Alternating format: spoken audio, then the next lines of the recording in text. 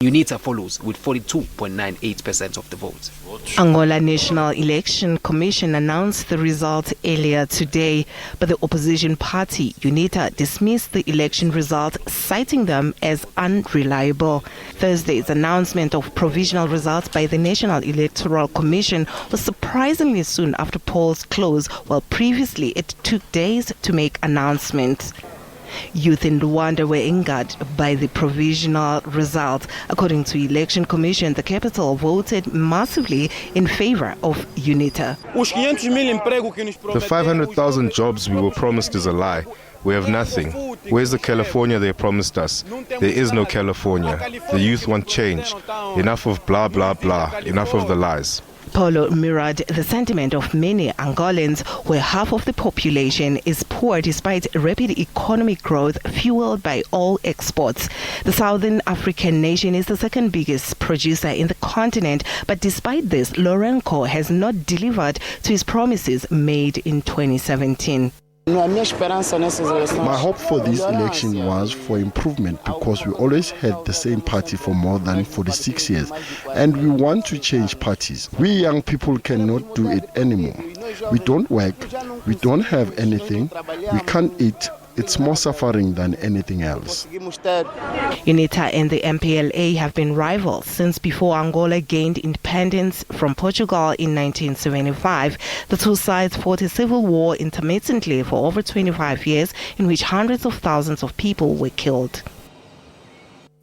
Well, we're now joined on the line by ANC's International Relations Committee Chairperson, Lindiwe Zulu, who's in Luanda, Angola.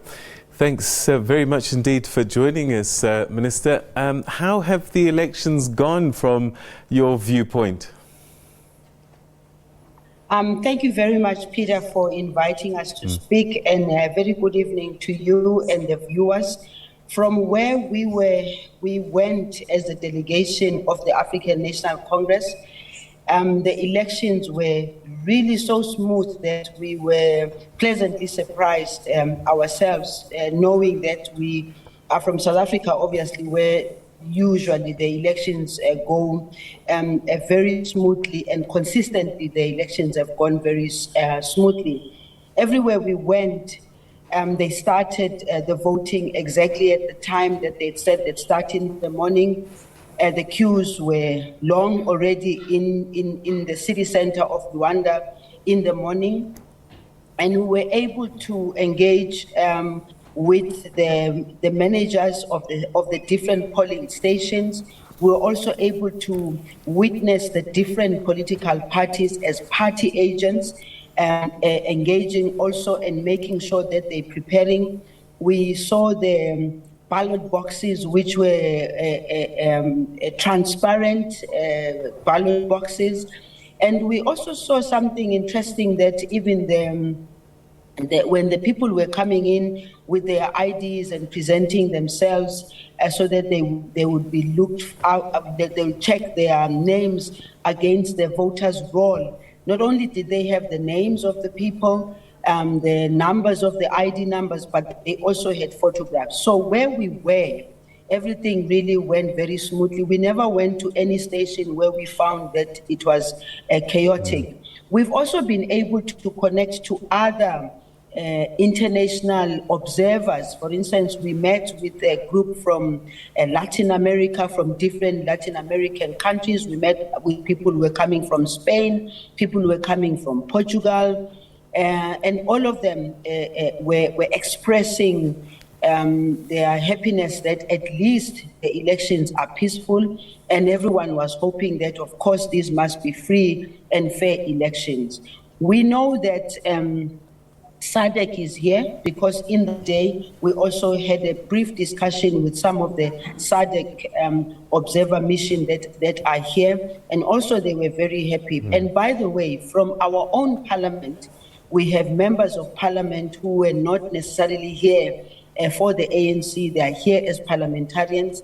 They went to far-flung areas such as Zaire, which is almost like 300 to 400 kilometers away. We were only able to see them this afternoon when they returned back. And they also indicated that where they were, the elections were very smooth.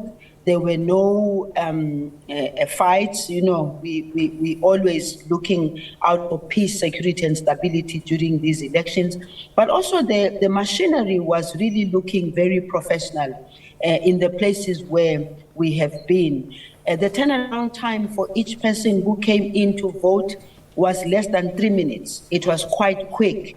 And again, of course, one will have to wait for tomorrow's presentation by SADC, because in towns, you know, usually in towns things move much faster and easier. We don't know what happened in rural areas, but according to the preliminary announcements which were made by the elections team this afternoon, it looks like there were no incidences that could be reported as incidences that did not enable people to vote. Are you able to see the processes beyond just people arriving at a polling station and voting? And by that I mean, we believe that for the first time that the counting is done at a central place, that the votes are taken to Luanda, and people are fearful that this diminishes the transparency because there's no counting taking place at remote locations. Have you had access to that part of the process? Because if anything was to go wrong, I guess that's the point. Peter, as I indicated earlier on, where we went, we even stayed at one polling station where we wanted to see the exact time for closing the gate, as had been announced by the Elections Commission. They closed on time. They also tallied the vote. We went inside the polling station where they were tallying from the registration, from the voters list itself, how many people were supposed to vote in this polling station, and they had different bags that had to take different ballot papers. We were there when they were counting the votes from the transparent boxes that I was talking about. So as I say, the 6 polling stations that we went to, both in immediately within the city center and slightly out of the city center, what we witnessed was something which I think Angolans themselves were very happy about. By the way, I have the advantage of speaking Portuguese, so when the people were coming to the polling station and they were expressing their happiness, the first polling station we went to, they were slightly late by a few minutes because they wanted the party agents and the others who are working around there to be the first ones to vote. And the people were agitated, obviously, outside because they were saying, you said you're going to open at 7 o'clock. We were here at 6:30. We want to start the voting exactly by 7 as it was. And we were able to intervene to say to them, look, it's good for you to be saying the people who are working inside, the party agents and all, but you need to keep a balance because you can't keep the people outside waiting. They said you were going to open at 7 and you have to open. That's why I'm saying, Peter, from where we went, everything went smoothly. But again, those who went to far-flung areas, I guess tomorrow will be the time when such reports will be presented. And I think SADC has already indicated that it will make its preliminary statement tomorrow in the afternoon by 3. And I suspect the reason why SADC is going to make that statement that later in the afternoon is because they need to get all the people who were out in the far-flung areas to be back and give back their reports, because the South African parliamentarians who we saw here, they were still going to now finalize their report and present their report, but preliminarily they also said where they went, they didn't encounter problems. So from what you've seen, you're giving the polls a thumbs up that they've done a good job. Yes, absolutely. We think that they've done a good job. And remember, Peter, that from an ANC point of view, we are here being invited to be part of the monitoring because we belong to the liberation movements whose task right now is to make sure that we share our experiences in terms of improving our electoral processes, ensuring that the vote that people cast is a vote that is also protected. That's what the African National Congress believes in. And we believe that within the SADC region, and as liberation movement, we've got a lot of experiences to share. We already were seeing some things that we think they need to improve. And there are other things that we saw ourselves that, we could also learn from them in terms of this. But the systems in particular are very important because people will trust they will trust the system because they will know that their vote is protected. And that's what we believe in as the African National Congress.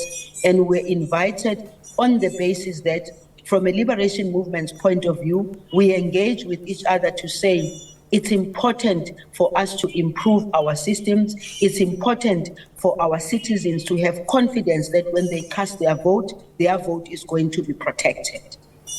Have you had a chance to talk to the political parties? We're hearing that UNITA is already concerned about the results that are coming through, and that we're also hearing that the youth in Luanda are not convinced because they felt that they've voted in their numbers for UNITA.